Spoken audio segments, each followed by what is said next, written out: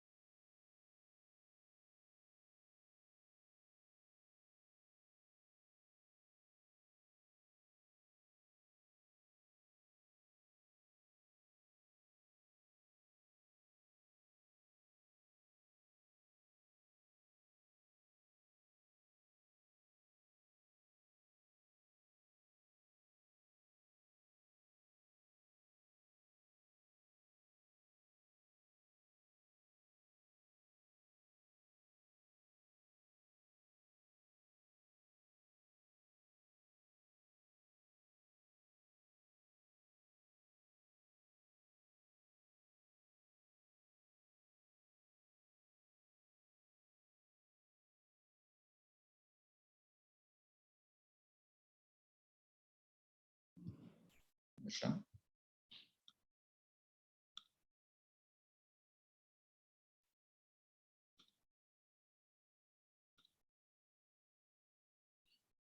Será que foi certinho? Vai ter que ver lá. Vamos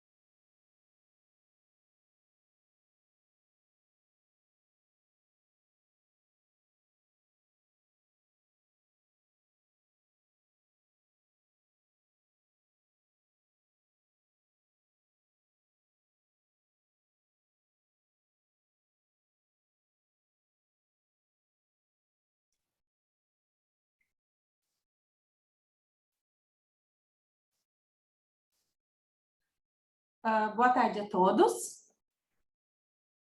Eu me chamo Luciana Alves, eu sou gerente de vendas aqui da ProAnálise e nós estamos iniciando, então, mais um dos nossos webinars em parceria com os nossos fornecedores.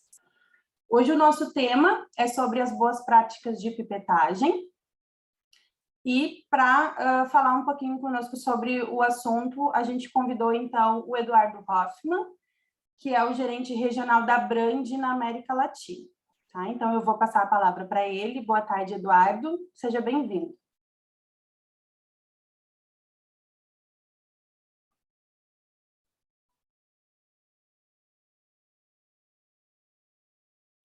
Eduardo, o teu áudio está fechado ainda.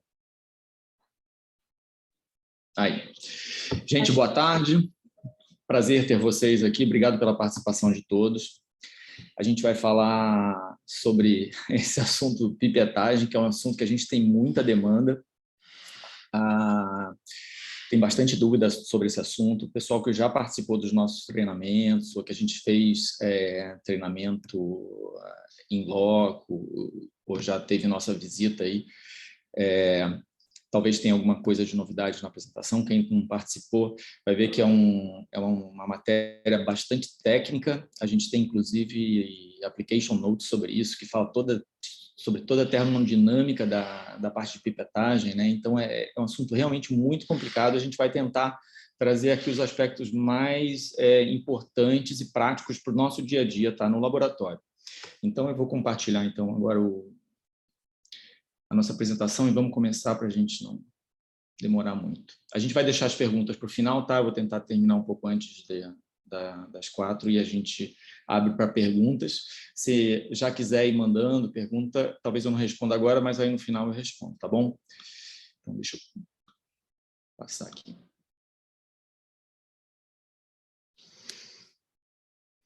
Lu, tá passando, né? Tô conseguindo ver. Sim, já estamos vendo. Então tá. Vamos lá, gente. Bom, então, um resuminho do que a gente vai falar, tá? A gente vai falar dos tipos de pipeta, os princípios de operação de cada tipo de pipeta, exatidão, fonte de erro. E aí a gente vai entrar especificamente na técnica de pipetagem, de como é que se faz realmente uma pipetagem. Eu vou pedir licença para vocês que já trabalham há anos no laboratório, trabalhando aí com as pipetas, e vamos tentar falar um pouquinho mais uma vez sobre como se faz uma pipetagem. Para quem está cansado de saber, vamos relembrar, e para quem ainda tem dúvida, aproveita para tirar a dúvida nessa hora. Tá? Manutenção e limpeza é extremamente importante, aí é onde a gente peca muito, verificação e um resuminho no final. Tá? Eu tentei condensar esses itens aí na forma mais prática possível, tá?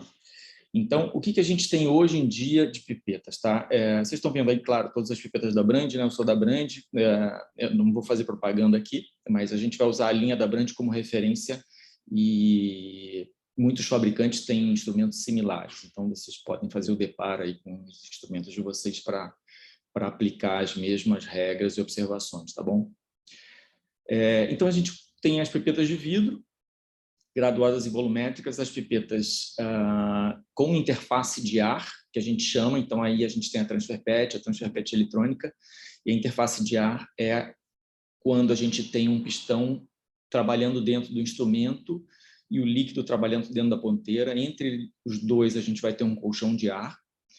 E depois, mais do lado direito, a gente tem as pipetas de deslocamento positivo, né? Que são os transfer petro e os hand step, que, na verdade, além de pipetas, são repipetadores manuais ou dosificadores manuais, né? Tem vários nomes para esse instrumento. Tá?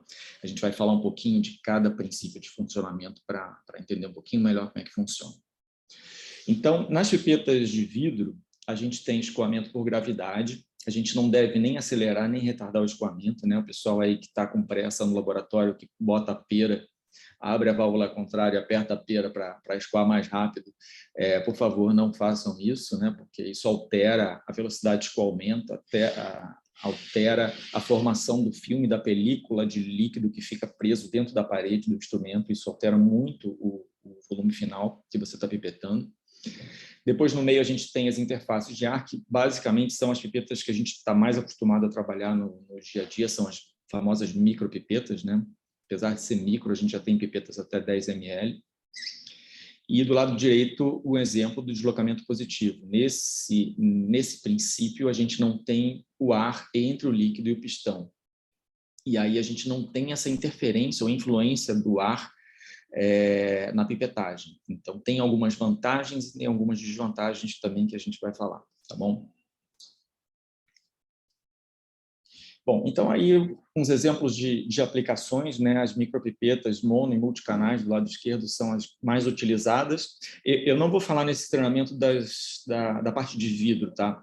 A parte de vidro, ela é também muito técnica, a gente tem um treinamento completamente separado só para vidro. Eu já estou vendo que eu errei no português aqui, vocês me desculpem, depois eu vou corrigir isso aqui. Mas, voltando, quem precisar, quem trabalhar muito com vidraria, por favor, nos peça para a gente fazer aí uma visita ou uma apresentação para a equipe de vocês sobre vidraria, tá? É muito, muito importante. O vidro, ele tem uma técnica, no meu modo de ver, mais difícil que os equipamentos de liquid handling.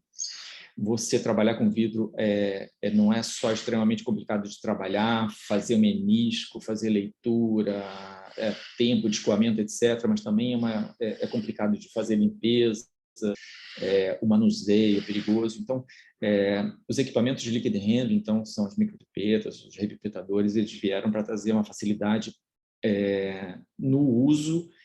E, com isso, você tem um ganho também na exatidão, tá? Na melhoria, de maneira geral, nas suas análises, por ganho na exatidão e na precisão da pipetagem.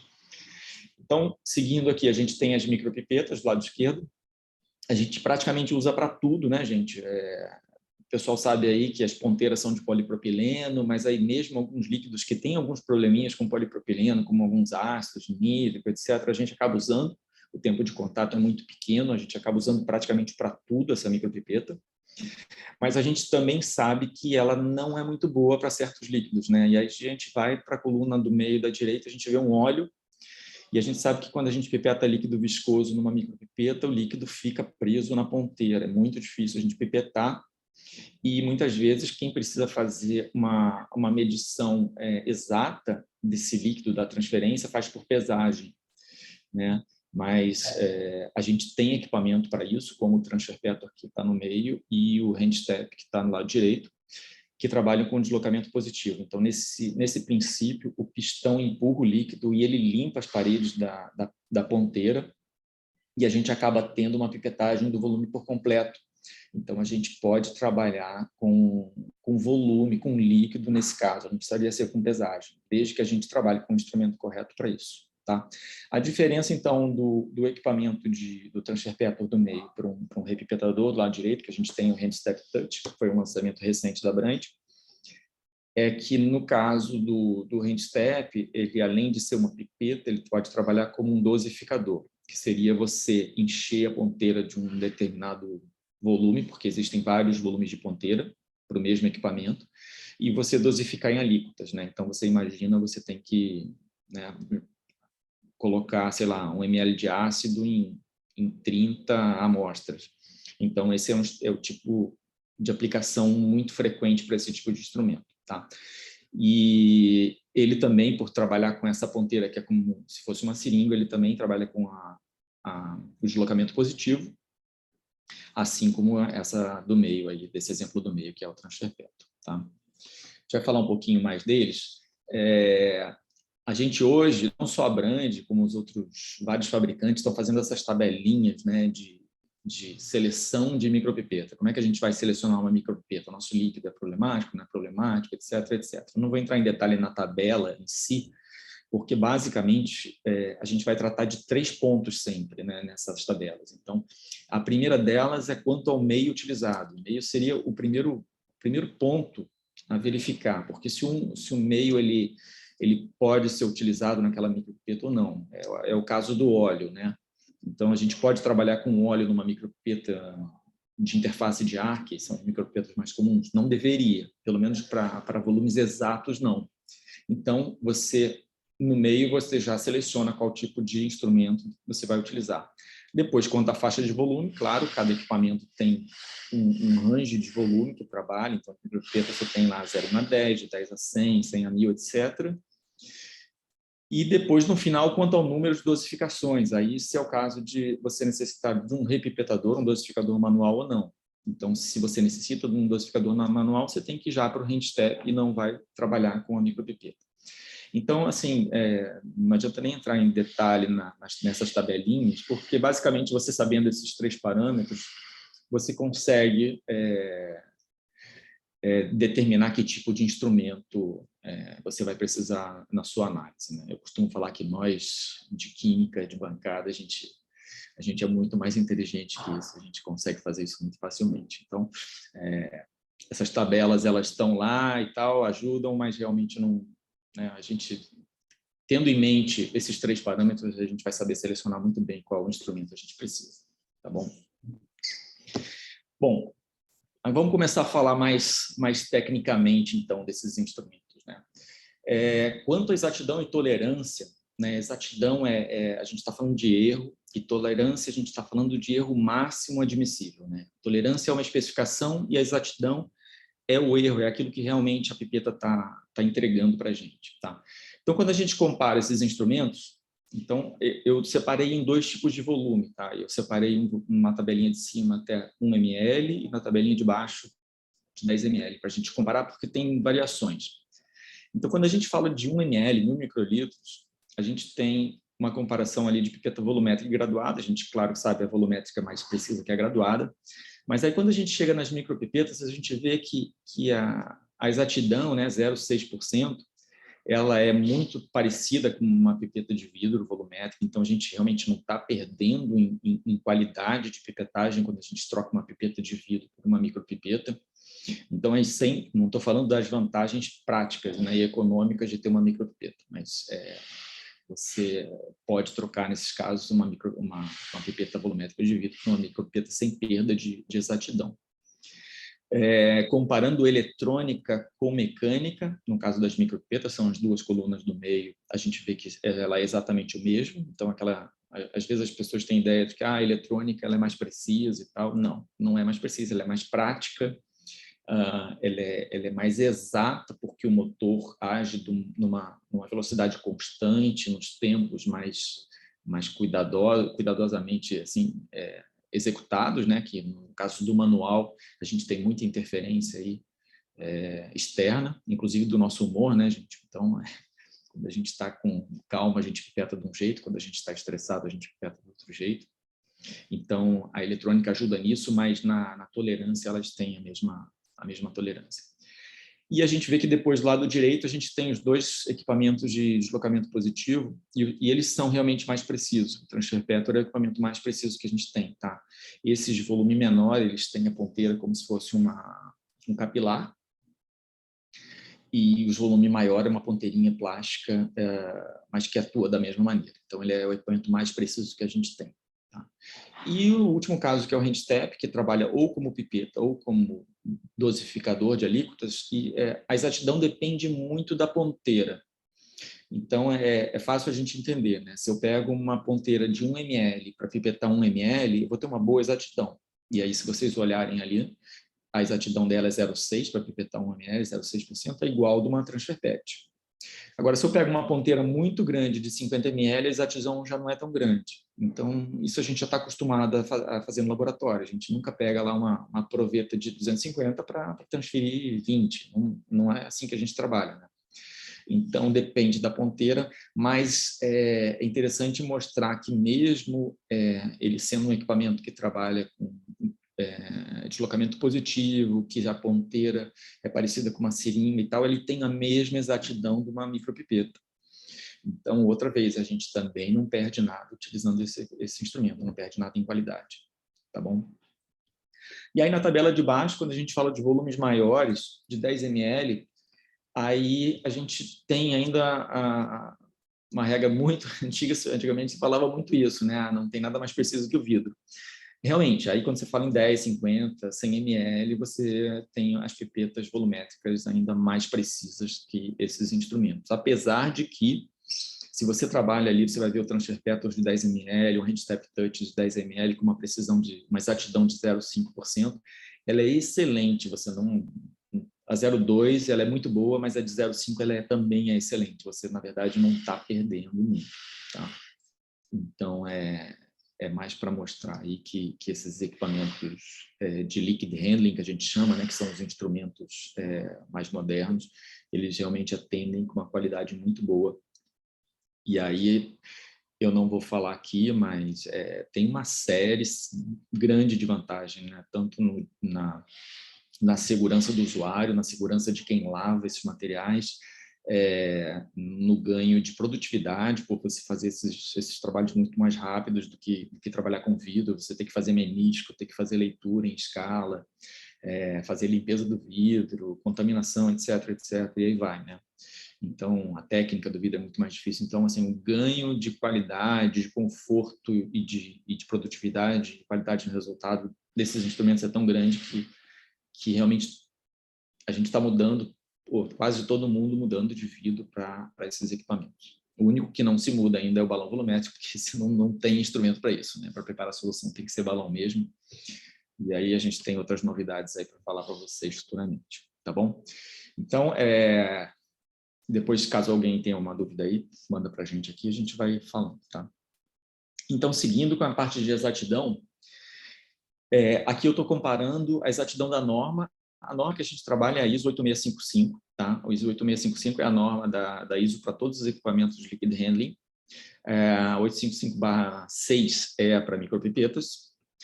E se a gente tomar aí os volumes mais usados, né, 100, 1000 microlitros, a gente vai ver que a norma exige um erro, uma tolerância, né, um erro máximo de 0,8%.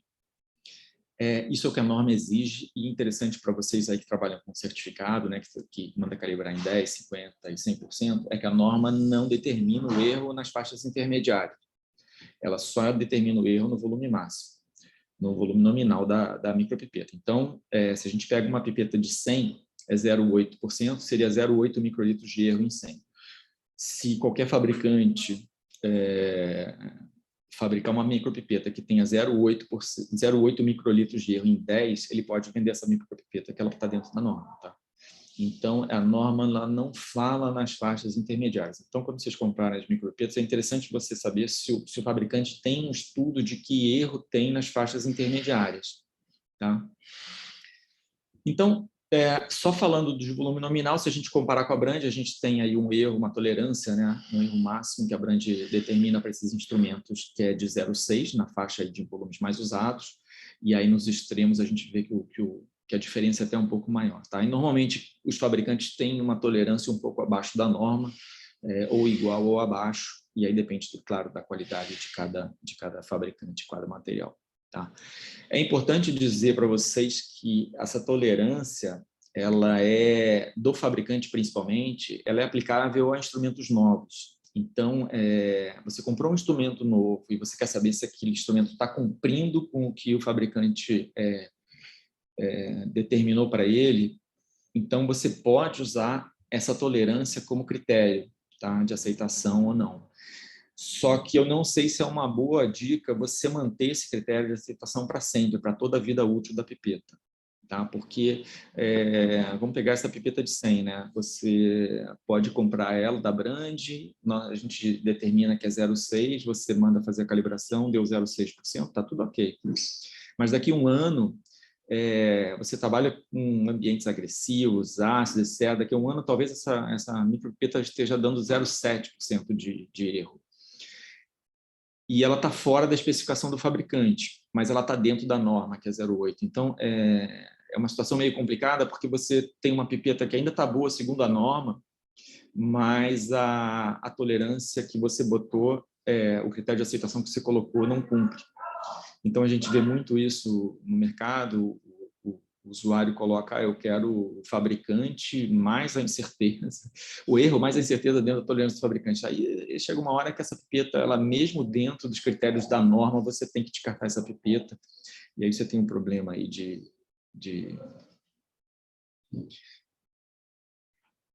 um problema econômico, né, na empresa por causa do descarte de instrumentos, tá? Suelen, daqui a pouco eu respondo a tua pergunta, tá? Deixa eu continuar aqui.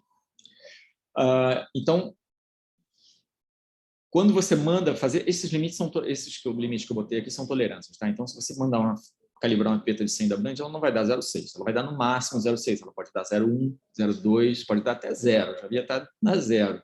Não quer dizer que tudo vai depender muito do laboratório, das condições do laboratório, mas isso é uma tolerância, tá? Então, esse é o erro máximo que isso pode ter, tá bom? O que é mais importante no meu modo de ver seria a gente entender como é que funciona esse erro, né, essa exatidão dentro da faixa da micropipeta. Então, se a gente pegar uma pipeta de vidro, é mais fácil de entender. A gente pega uma pipeta de vidro que sei lá, vou chutar, tá? 10 ml na pipeta graduada, o erro dela é 0,05. Então, o erro dela é 0,05 se eu pipetar 10. Se eu pipetar 1 ml com essa pipeta, qual é o erro? É 0,05, né? Para a gente entender uma pipeta de vidro é mais fácil, porque esse erro é constante. Então, se a gente pipetou 1 ml com essa pipeta de 10, a gente praticamente multiplicou o erro por 10. Isso funciona assim em vidro, é assim mesmo que funciona. E no caso dos equipamentos de manuseio de líquidos, liquid handling, ele é um pouco diferente. Ele não é constante, mas ele aumenta conforme o volume vai caindo. Tá? Então, o volume mais exato que a gente tem é sempre quando a gente trabalha no volume nominal da pipeta. Então, eu peguei um caso de 100 microlitros, que é mais fácil de fazer a conta, né? A gente tem um erro de 0,6%, então a gente tem 0,6 microlitros de erro em 100. Tá?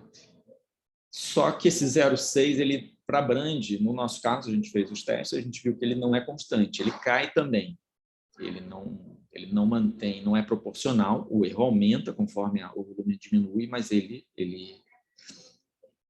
não é 0,6 microlitros. Então, ele passa para 0,4 microlitros em 50 e no volume menor, 10% do volume nominal, ele é 0,3 microlitros, o que significa 3% de erro. Tá? A maioria dos fabricantes, a maioria não, todos os fabricantes ou micropipetas de todas as marcas funcionam dessa forma, tá? O erro vai aumentando à medida que a gente vai diminuindo o volume, e por isso que a gente sempre indica que você trabalhe com a pipeta no volume mais próximo ao volume nominal. A gente tem, claro, uma faixa de trabalho de 10 a 100, mas você tem que entender que na faixa menor o erro é maior. Então, não é interessante ou não é ideal você ter assim, uma micropipeta de 10 a 100, outra de 100 a 1000, outra de 1000 a 10.000, porque vai ter faixas aí, por exemplo, de 100 a 200, que a sua exatidão vai ser muito ruim, você vai ter um erro muito grande. Então, sempre tem que sobrepor. A gente vai pegar aí de 10 a 100, depois de 20 a 200, depois de 100 a 1000, e vai sobrepondo para ter esse erro, né, essa exatidão sob controle. E aí, se você que faz aí curva de calibração aí de instrumento, fotômetro, etc., já usou essas micropipetas para preparar a curva de calibração, é muito claro que quando você usa uma micropipeta no volume menor, a curva não sai bonita. Ela não tem jeito dessa curva sair bonita.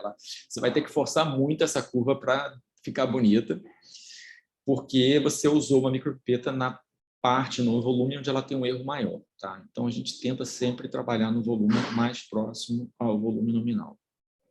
Tá? Essa é uma questão bem interessante, muita gente tem dúvida e interessante colocar aqui. Tá? Se tiverem mais dúvidas aí, por favor, coloquem para a gente, que a gente fala no final.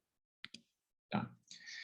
E quais são, então, as fontes de erro, né, na pipetagem? A gente vai falar um pouquinho dessas fontes de erro. Então, temperatura influencia na pipetagem, umidade, a pressão do ar, personalidade, experiência e técnica. Aí eu colocaria também o dia da semana, que é interessante colocar, porque tem diferença. A ergonomia da própria pipeta, a qualidade da ponteira e da pipeta, a gente está falando dos materiais, né? Da contaminação, se as ponteiras são bem hidrofóbicas ou não. Aí eu diria até da parte de construção, enquanto a temperatura, né, da micropipeta, porque a gente segura a micropipeta muito tempo na mão, se essa temperatura vai influenciar a micropipeta e o volume no final ou não. a compatibilidade ponteira, então a gente já falou, características, né, isolamento térmico também, e a questão da limpeza e manutenção aí, que é essencial e o pessoal peca bastante nisso aí, tá bom? Bom, então, tem uns gráficos aqui um pouco forçados, tá, gente? Vocês vão ver que eles estão bem forçados mesmo, mas é mais para explicar um pouco de como funciona, né? Então, quanto à temperatura, né? Quanto menor a temperatura, menos evaporação eu tenho. Então, esse gráfico está aí para mostrar exatamente isso. Então, se eu tenho uma pipeta mais fria que uma outra pipeta, e eu tenho uma outra pipeta que eu estou trabalhando o dia inteiro, e ela já está lá na minha temperatura quase do corpo, quase a 30 e tantos graus. Então, você vai ter mais evaporação. Tá? Então, a pipeta mais próxima do 20 graus, você vai ver que está bem forçado ali, no 20 graus, uma pipeta de 1000 está dando 1000 por microlitro. Está bem forçado, mas é mais para exemplificar esse fato, tá? Então, de como a temperatura influencia nessa pipetagem. Claro que agora também faltaria colocar aqui a temperatura do líquido, a gente vai falar um pouquinho disso daí também. Então, na temperatura do líquido, a gente sabe que muitas vezes a gente não pode, né, mudar a temperatura do líquido. Nosso líquido está sob refrigeração porque ele precisa estar lá. A gente não pode esperar o líquido vir a temperatura ambiente para trabalhar. Mas sempre que a gente trabalha em equilíbrio líquido, instrumento e ambiente, a gente tem uma pipetagem melhor. Isso, claro, sempre mais próximo dos 20 graus, que é a temperatura de referência, é a temperatura que a gente calibra os instrumentos. Tá? E, claro, a temperatura do líquido varia mais de acordo com o líquido, porque nem todo líquido varia da mesma forma com a densidade conforme a temperatura, né? Então, tem líquidos que variam mais e tem líquidos que variam menos. Aí só eu coloquei para água destilada, né, 10 graus, não excede 0,26%, tá? Mas tem soluções concentradas e solvente que varia muito mais. Tá? E você vê que a gente está falando 0,26%, gente. A gente estava falando de erro da tolerância de micropipeta de 0,06. Então, a gente está falando de coisas muito grandes aqui, de erros muito grandes quando a gente não cuida disso aqui. Tá? Então, como eu falei antes, a gente tem um application note sobre isso, bem detalhado, quem está lá com todas as fórmulas da termodinâmica, mecânica dos fluidos, transferência de calor, etc., tem gráficos, etc. Para quem quiser ou tem curiosidade de dar uma olhada, está lá no site, depois a gente pode passar até o link. Tá? Mas isso aqui é mais para exemplificar, não vou entrar em detalhe, mas para vocês terem em mente que isso afeta demais a pipetagem. Tá? Bom, aí a gente tem outras fontes de erro, né? Aí já mais ligado à técnica de pipetagem, tá? Então, se a ponteira foi imersa com mais profundidade, aí o pessoal peca muito, né? Muita gente não sabe disso. Então, de acordo com a profundidade que você pipeta o líquido, você tem uma atuação de pressão diferente no líquido e nesse ar que está dentro da pipeta, e você tem um resultado diferente no volume. A gente vai falar isso quando a gente falar ali da parte de técnica de pipetagem propriamente dita, tá? E o ângulo de inclinação, esse eu sei que o pessoal chama mais atenção no laboratório, mas muita gente, na hora do cansaço, ali acaba aspirando o líquido de maneira inclinada, tá? Então, quando a gente inclina a pipeta, dentro, o corte transversal da ponteira, que a gente tinha um círculo, a gente deixou de ter um círculo, passou a ter uma elipse, essa elipse tem uma área diferente do círculo. E quando a gente faz uma pressão, no caso de um vácuo, uma pressão negativa sobre uma área maior, a gente vai ter um volume diferente aspirado. Então, a gente vai ter um erro de volume. Então, a aspiração sempre na vertical. Tá? Então, a gente vai falar um pouco da técnica também, que é uma fonte de erro bastante importante. Aí, a questão da experiência do tipo de pipeta, tá? Também é um gráfico exagerado, tá, gente? Só para exemplificar. Então, o gráfico da esquerda mais para mostrar que nos volumes, quanto mais extremo o volume, mais difícil de pipetar. O pessoal que trabalha com pipeta de 1 microlitro aí sabe que é difícil de pipetar, porque aquilo evapora, tem que ter uma técnica muito boa para pipetar isso. Quem trabalha aí com 10 ml também sabe que é difícil, você aspira aquele líquido na ponteira, aquele líquido fica balançando para cima e para baixo, tem que ter uma técnica boa, tem que trabalhar com cuidado. E aí, quando você não tem a experiência, claro que você vai ter um erro maior. Tá? E do lado direito, na pipeta eletrônica, a variação é menor, pode não ser do jeito que está esse gráfico exagerado aí, que está tudo igual, mas na pipeta eletrônica você tem um controle da aspiração, da velocidade de aspiração feito por um motor. Isso já é calculado para você ter menos erro. Então, no caso de uma pipeta de 10 ml que você aspira com a mão, né, mecânica, você aspira muito rápido, aquele líquido dentro da ponteira fica sambando para cima e para baixo. No caso da eletrônica, não, ele já vai aspirar numa velocidade que ele vai compensar um pouco isso e você não vai ter esse líquido balançando ali tanto para cima e para baixo no final da pipetagem. Tá? Então, ele ajuda muito, na minha opinião, mais importante ainda para multicanais, pessoal que trabalha com multicanal, sabe que a pipeta machuca, que dói com o tempo. Se a gente tem uma rotina muito longa, a gente com certeza não vai ter o mesmo volume no início e no final da rotina. E no caso da eletrônica, quem está fazendo o trabalho é o motor. Então, você não tem essa interferência, tá bom? Vamos adiante aqui. Aí o condicionamento da pipeta, ou pré-rinçagem, ou pré-enxágue. Tem várias pessoas que chamam diferentes, eu botei todos os nomes aqui, botei condicionamento, botei pré-rinçagem, botei pré-enxágue. O que é isso? Isso é você fazer uma aspiração do volume que você quer pipetar e expulsar ele algumas vezes antes de fazer a pipetagem propriamente dita. E com isso, o que acontece? Quando você faz a primeira pipetagem, você aspira, nesse caso, lá 100 microlitros, esse vácuo que a pipeta fez causou a evaporação de uma parte pequena desse líquido. Claro que ela interfere, o que determina quanto que vai ser evaporado aí, pode ser a força do vácuo, pode ser a umidade, pode ser a temperatura, tem vários fatores que influenciam nisso. Mas uma parte, de fato, evapora e você não tem os 100 microlitros. Dificilmente você vai ter 100 microlitros na primeira pipetagem. Tá? Se você expulsa esse líquido e toma mais uma vez, você evapora um pouco menos, porque aquele ar está cada vez mais saturado. Então, vai chegar um ponto, depois de 3, 4, 5 pipetagens, que aquele ar dentro da pipeta ele já está completamente saturado e você não tem mais esse efeito. E aí você tem a melhor pipetagem. Tá? Aí você vai me perguntar, é importante fazer isso sempre? Né? Qual é a vantagem então, de eu usar uma micropipeta, né? Que seria mais prática do que uma pipeta de vidro, mas eu estou tendo todo esse trabalho. Não, você não precisa usar isso aí todas as vezes. Tá? Eu coloquei ali no gráfico que a primeira pipetagem caiu 99,2. Se você se lembrar lá de trás da norma, a norma existe 0,8% de erro nessa micropipeta. Então, mesmo na primeira pipetagem, você estaria dentro dos limites da pipeta. Tá? E, claro, eu botei 99,2 também para exagerar. Não quer dizer, dependendo do líquido, da temperatura, você pode estar em 99,6, 0,7, 0,9, até 100, sei lá, depende do líquido. Então, não quer dizer, o ar pode estar bastante úmido, pode ter muito menos efeito. É importante você fazer isso sempre? Eu diria não, não é. É importante você fazer quando? Quando você vai preparar uma curva de calibração, ou você vai fazer uma coisa que tem que ser muito, muito exata. Então, você faz esse condicionamento, essa pré-enxágue, pré-rinçagem, para você tirar esse erro. Se você fizer uma curva de calibração com o condicionamento e outra sem, você vai ver que a curva vai sair muito mais bonita com o condicionamento da pipeta. Outra pergunta importante que o pessoal faz nessa hora eu tenho que usar a mesma ponteira, vou aspirar, soltar, e nesse processo provavelmente vai ficar aquela gotinha ali, né? Porque eu estou com pressa no laboratório, vai ficar aquela gotinha dentro da ponteira.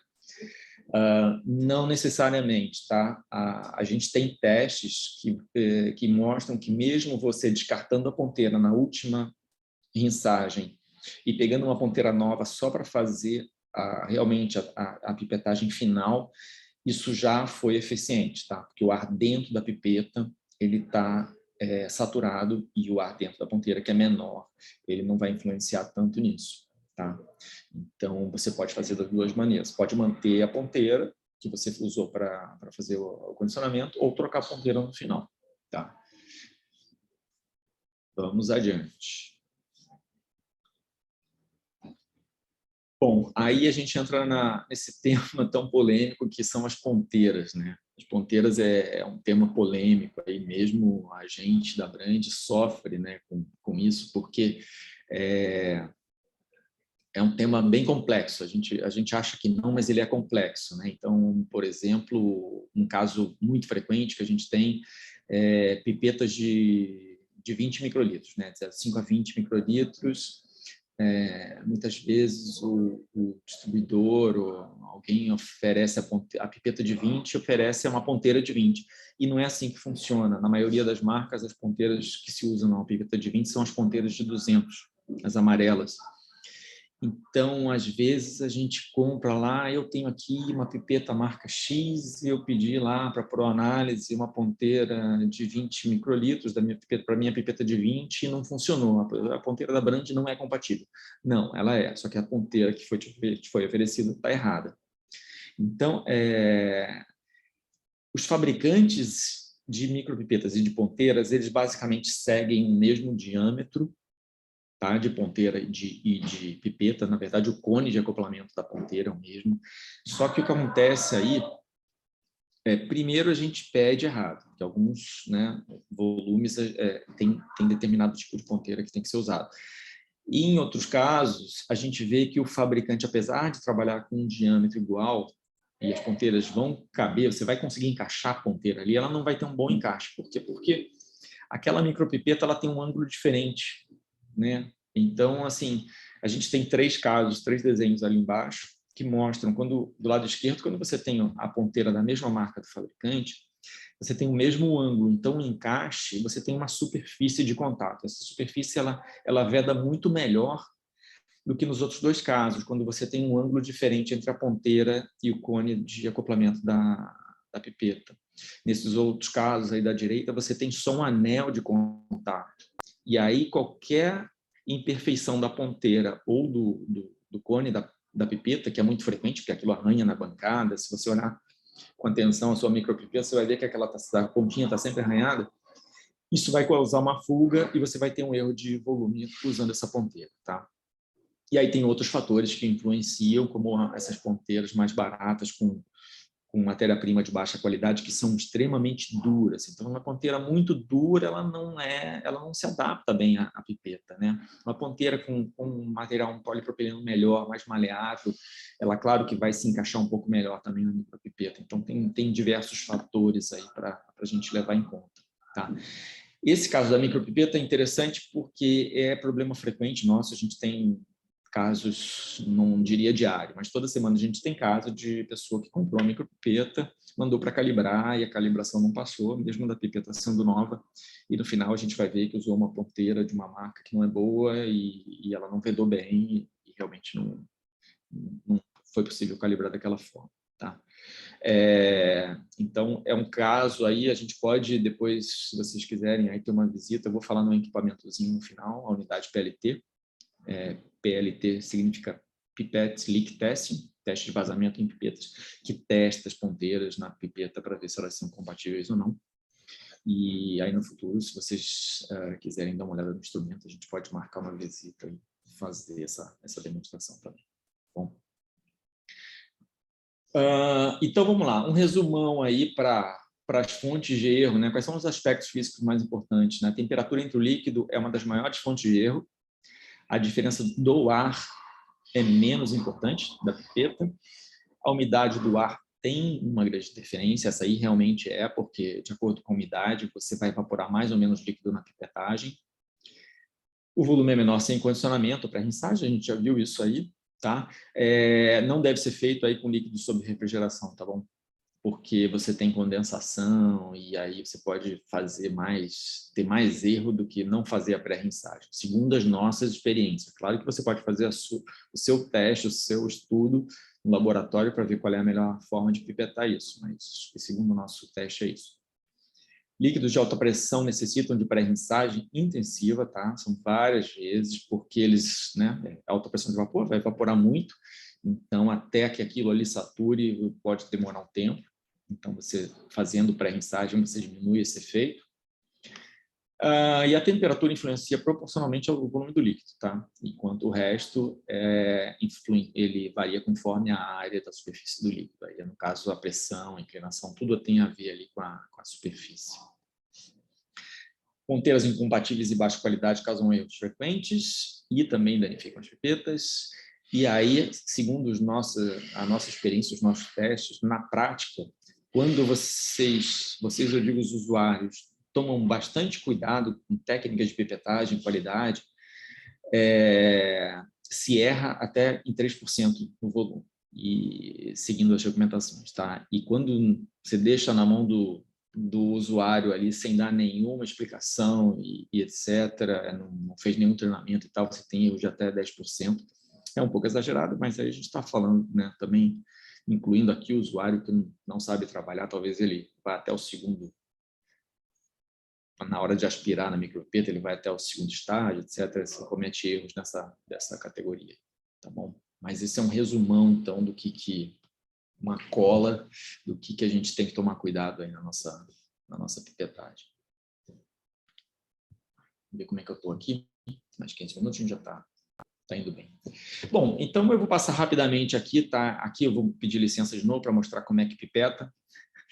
Então, primeiro a gente encaixa a ponteira, ajusta o volume. No nosso caso, da nossa micropipeta, a gente tem uma travinha de volume, que é para evitar mudança acidental de volume. Então, a gente destrava, muda o volume. Depois, a gente vai aspirar a amostra. Tá? Aspirar a amostra, então, na técnica padrão de pipetagem, a gente vai apertar o botão de pipetagem até o primeiro estágio, vai manter a pipeta na posição vertical, que nem está na foto ali de cima, do lado direito, vai inserir a pipeta no líquido, a ponteira no líquido, obedecendo a profundidade de imersão ideal, que está na tabela, tá? Então, de 1 a 2 milímetros até 1 microlitro, nas de volume acima de 1 ml, de 3 a 6 milímetros, obedecendo essa profundidade. Aí a gente vai soltar o botão de pipetagem, a gente não pode soltar dando tranco, isso tem que ser um movimento lento, e aí eu já dou a dica que todos os instrumentos volumétricos de vidro ou instrumentos liquid handling, a gente tem que fazer movimentos lentos e contínuos. Se a gente fizer movimentos rápidos, quiser acelerar o processo, a gente vai cometer erro de volume, tá? No caso da micropipeta, então, aqui a gente vai soltar o botão com um movimento lento, vai obedecer o tempo de espera com a ponteira ainda dentro do líquido, tá? Então, você vai ver que acima de 1 ml tem que obedecer esse tempo de espera de 3 segundos. Aí o pessoal que trabalha com pipeta de 10 ml vai saber disso, porque o líquido fica sambando ali dentro para cima e para baixo. Tá?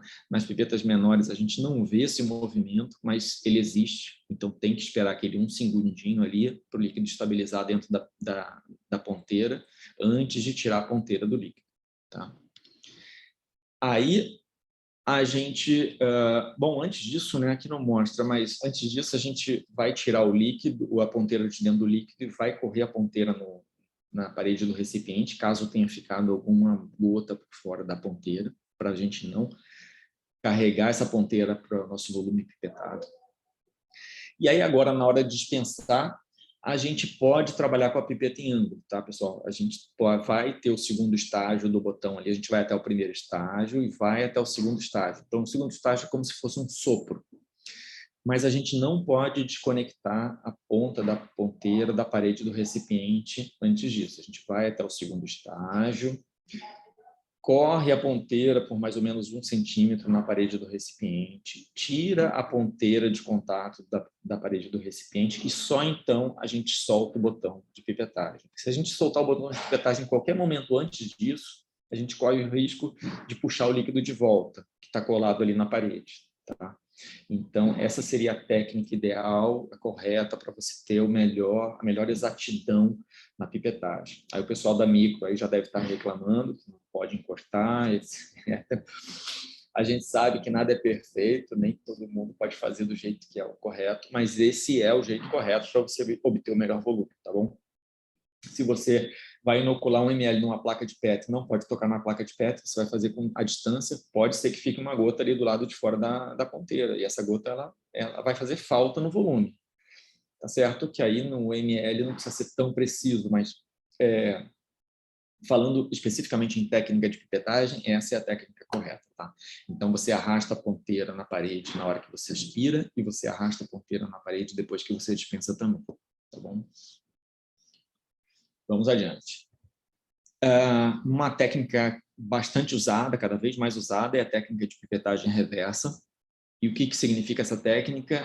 Significa que você, na hora de aspirar o líquido, em vez de você apertar o botão de pipetagem da pipeta até o primeiro estágio, você aperta até o segundo estágio, e aí você aspira o líquido. Então, o que aconteceu? Você aspirou mais líquido do que o volume que você colocou na micropipeta.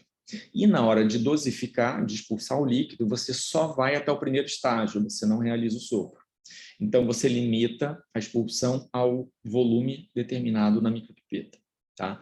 Isso é interessante por quê? Porque tudo que fica na superfície desse líquido, que seria talvez uma fonte de erro, pode ser uma espuma, pode ser um líquido sobrenadante, uma partícula sobrenadante, qualquer coisa assim, você não está pipetando. E aí você elimina essa interferência. Então, é uma técnica que é bastante usada, o pessoal de biotecnologia usa bastante. Ela também é uma técnica que ajuda também na pipetagem de líquidos viscosos, tá, gente? Ela elimina um pouco do erro. O líquido viscoso, o melhor não é usar micropipeta, é usar um hinge step, um transfer pedal. Mas com essa técnica você diminui o erro dela, tá bom?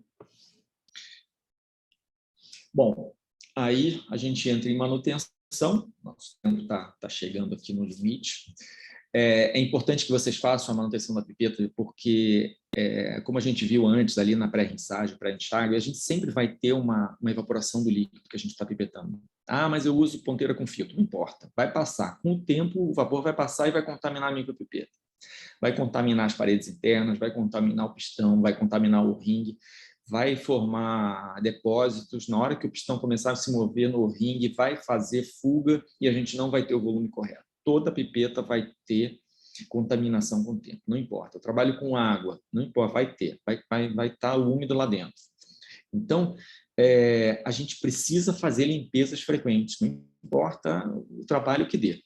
E aí a boa notícia que eu tenho para dar para vocês é que no caso da Brand, a gente vai fazer isso sem ferramenta, você praticamente não precisa nem de manual, porque tudo que a gente está vendo aí das peças, toda a parte de baixo da pipeta, que não é a parte mecânica, você pode montar facilmente só abrindo as roscas. É super intuitivo, você não precisa de manual, você não precisa de ferramenta, você não precisa de nada.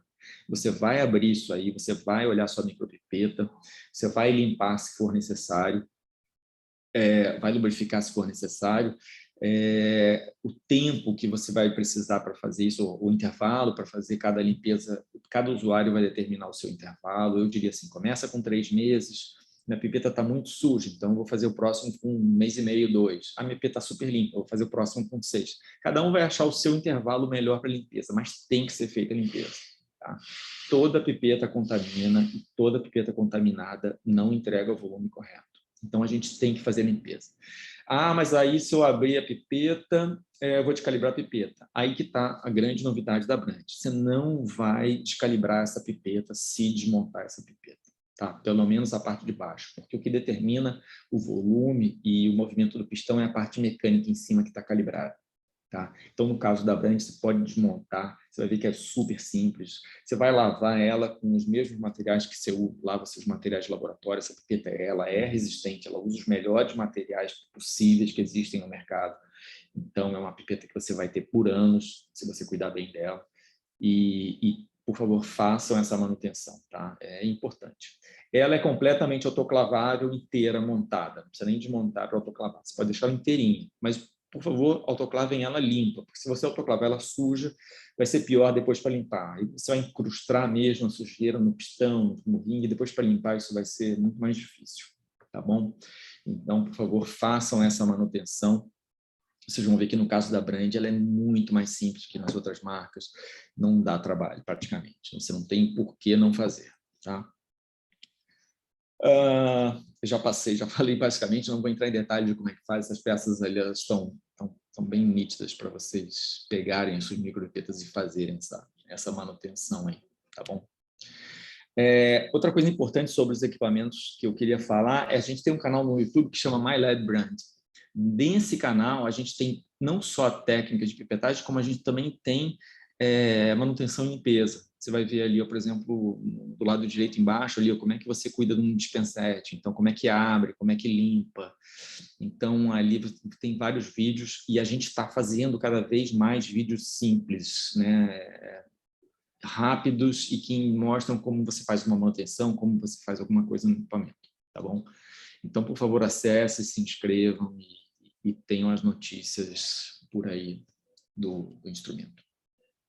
Faz parte também da manutenção, não é só a divulgação de novos produtos, mas tem muita coisa sobre manutenção e uso. Tá?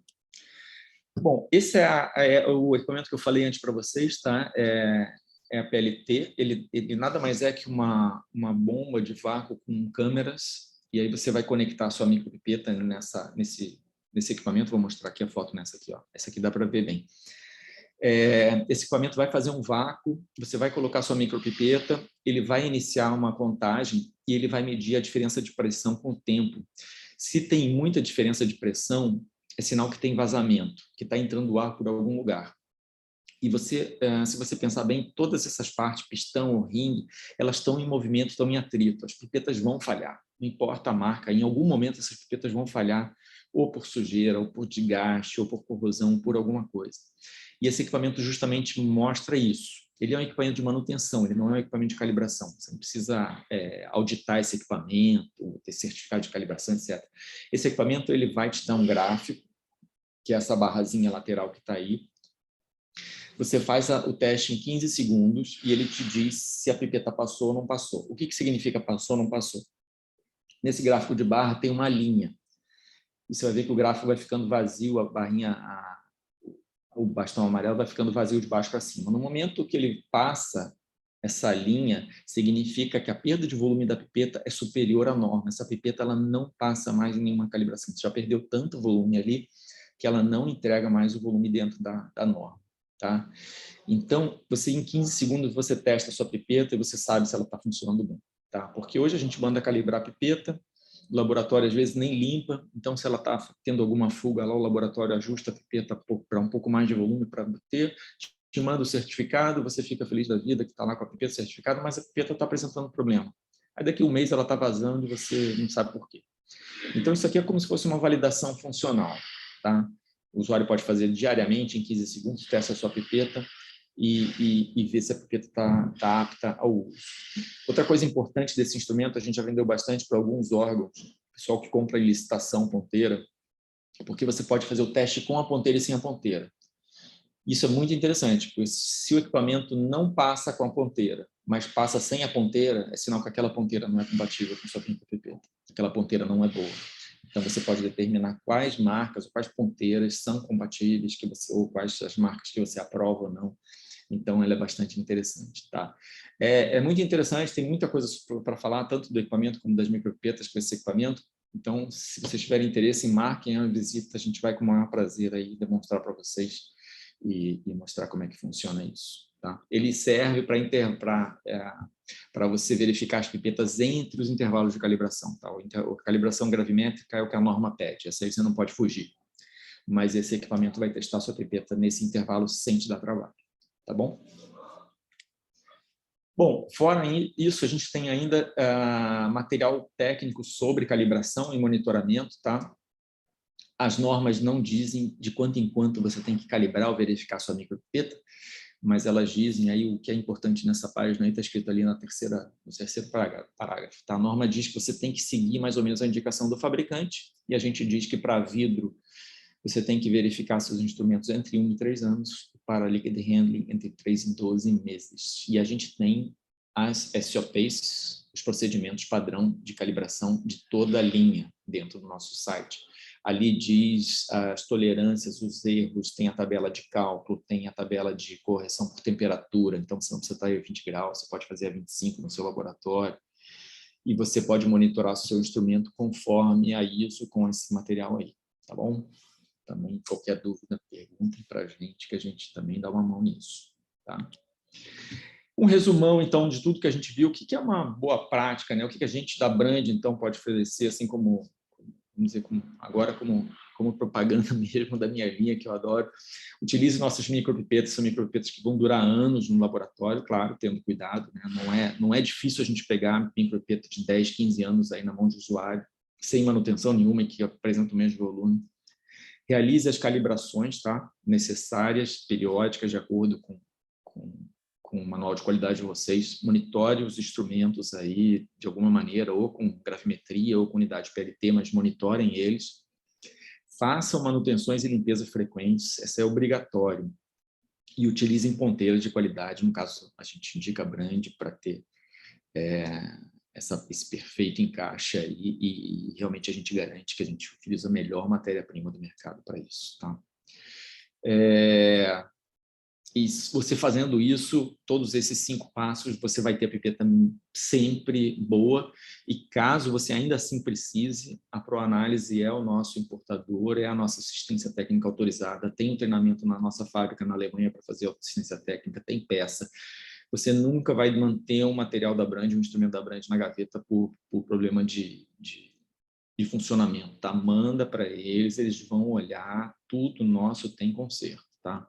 Claro, pode chegar um ponto que trocar muitas peças vai sair mais caro que o novo, mas ainda assim você ainda tem a chance de negociar com eles aí um novo aí na troca, alguma coisa assim, tá?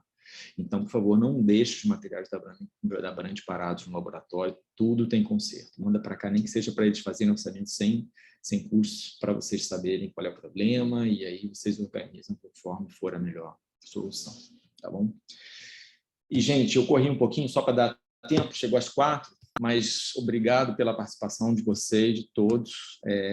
Tá aí o meu contato, mas normalmente a gente faz essas visitas aí junto com a ProAnálise. Nosso trabalho da Brand, meu e da Cris, que é o gerente Brasil, é justamente dar o suporte para vocês, técnico, ajudar vocês quanto ao uso, quanto a problemas, quanto à melhor indicação de material. Mas vocês falando com a ProAnálise, a gente vai junto, visita e faz treinamentos, faz o que vocês precisarem para vocês terem o melhor uso desses materiais que são muito bons, tá? Obrigado pela participação de todos, eu fico aí aberto às perguntas. Obrigada, Eduardo, aí pelos vários esclarecimentos. Eu vou iniciar aqui as perguntas, então. A gente começa pela da Suelen lá do início, que estava questionando se, para toda transfer patch que ela comprar, ela precisa enviar para calibração. Isso vai depender do manual de qualidade. Toda a nossa transfer patch, ela é calibrada individualmente na fábrica, tá? Nossa fábrica, acho que a Brand é o único fabricante que o nosso laboratório de calibração dentro da área de fabricação ele é certificado. Só que esse certificado que a gente emite com a pipeta, que vem junto com a pipeta, ele é um certificado técnico, ele é rastreável, ele é tudo, ele só não é acreditado. Então, se o seu manual de qualidade perde um certificado acreditado, então a melhor solução que a gente pode indicar, e ela é muito boa, é que você já peça para a ProAnálise te fornecer com um certificado dentro dos seus limites, do seu critério de aceitação. Você fala assim, eu não quero da norma 08, eu quero do fabricante 06. Aí fala, Luciana, me cota essa micropipeta aqui de 1000 com certificado dentro da faixa de 0,6%, não pode ser acima disso. Então, a ProAnálise vai entrar em contato com o laboratório de calibração parceiro deles e vai te entregar essa pipeta com certificado no seu nome dentro do seu critério, tá? Essa seria a melhor solução. Então, se você precisa do acreditado, você tem que pedir para a ProAnálise já vir com o certificado na hora da cotação. Se o nosso da Brand serve, e ele de qualidade em si, ele é muito bom, então você pode usar o que vem dentro da caixa do instrumento, que todos eles são calibrados individualmente. A próxima pergunta da Carla, qual a periodicidade indicada para a limpeza e a manutenção das pipetas? Então, essa periodicidade ela é bem caso a caso. Então, eu sempre dou a mesma dica para todo mundo. Pega a sua micropipeta, em 3 meses, abre ela e limpa. Se você acha que estava muito cedo, que ela ainda estava bem limpinha, então na próxima você faz em 6. O pessoal da microbiologia aí que trabalha com 5 e 10 ml já vai saber que 3 é pouco. Tem que fazer com mais periodicidade, tem que ser em 2 e em 1. Então, assim, você abriu, viu que está sujo, na próxima você diminui o prazo. Se ela está limpa, você aumenta o prazo. E aí você vai chegar num momento, depois de alguns meses, você vai ver que o seu prazo ideal é aquele. Então, ele é específico para você, para o seu uso, e essa avaliação é visual mesmo, tá? Se você quiser fazer na balança, ela vai repetir, porque você olhando a micropipeta, você tem uma boa ideia do que está acontecendo com ela, tá? Seguindo aqui, a gente tem a pergunta da Priscila, perguntando se a autoclavação não perde a calibração da micropipeta. Não perde a calibração. Você só não pode usar ela na temperatura diferente do ambiente, tá? Então, se você tiver com muita pressa, o autoclavou ainda está quente, aí você é melhor não usar, mas ela não perde a calibração. Você abrir e limpar, ela também não perde a calibração. E aí uma coisa que eu até esqueci de falar que é importante, aquelas partes ali de baixo, todas que você limpa, aquelas são peças de reposição que você não precisa mandar para assistência técnica para trocar.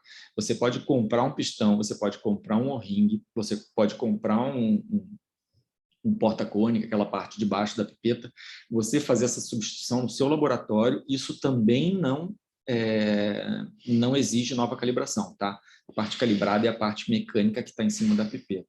Tá? Então, nem autoclavação, nem limpeza, nem substituição dessas peças que estão em contato com o líquido, com vapor que sofrem movimento, nenhuma dessas coisas necessita de recalibração. Tá? Próxima pergunta da Luciana. É possível utilizar o PLT para verificar os repipetadores eletrônicos?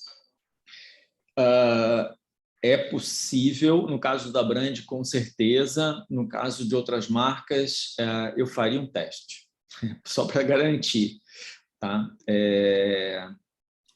Ele tem algumas influências em relação à mola que fica dentro do...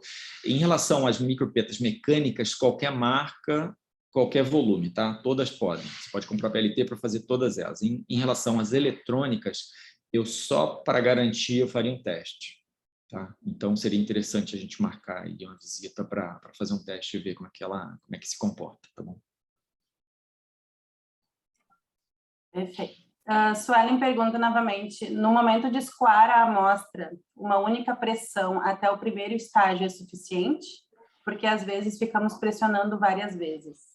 Então, isso tem a ver com o tipo de líquido, né? Então, se o líquido ele tem qualquer...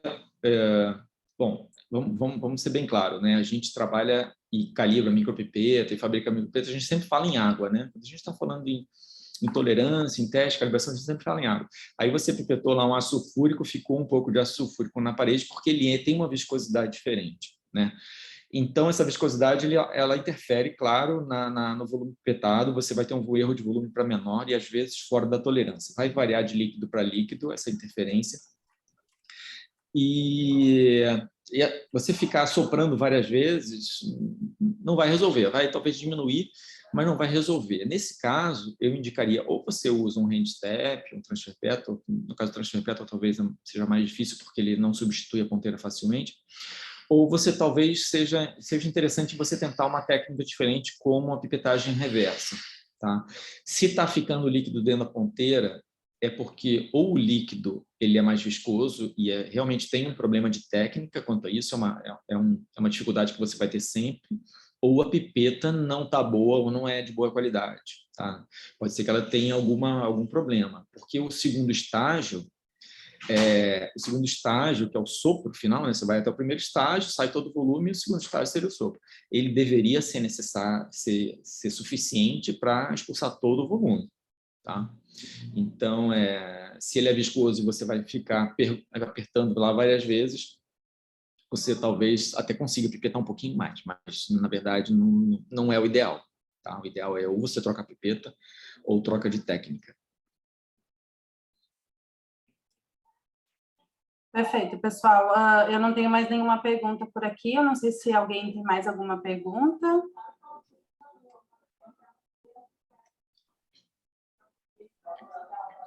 Já temos algumas solicitações de visitas, já estou anotando tudo aqui.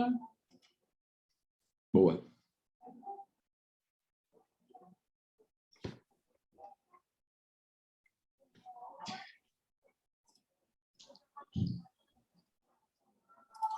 Bom, de qualquer forma, a gente vai encerrando até... Peraí que surgiu mais uma aqui. Vamos ver. Não, somente um agradecimento. Obrigada, Carla, também pela participação. Nós vamos encerrando. A Brenda colocou aqui para vocês os nossos e-mails de contato, tá? Então, se surgirem algumas dúvidas posterior à apresentação, vocês podem também enviar pelos e-mails da especialista do marketing que nós passamos para o Eduardo e fazemos o retorno para vocês com os esclarecimentos. E no mais, ficamos aí à disposição para fazer as demonstrações, para fazer também os contatos. Hoje a Proanálise tem vendedores dentro da região de vocês e a gente consegue, junto com a Brand, fazer aí as visitas e as demonstrações que forem necessárias. O Eduardo também comentou ali a respeito da nossa oficina, então nós também temos a assistência técnica autorizada aqui na Proanálise, tá? Então, qualquer necessidade de preventivas e corretivas para todos os equipamentos Brand, nós temos autorização e treinamento para fazer. Deixa eu só dar uma olhadinha aqui.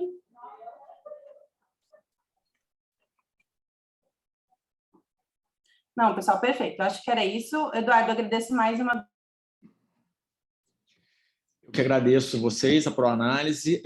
Pessoal aí que está pedindo visita, pode deixar que a gente vai entrar em contato. A Proanálise, vamos marcar sim, tá? É nosso trabalho, a gente sempre visita todas as regiões e agradeço mais uma vez e a gente está sempre disponível aí para qualquer dúvida, tá bom, gente? Muito obrigado. Perfeito, pessoal. Obrigada aí pela presença de todos. A Proanálise agradece aí mais uma vez.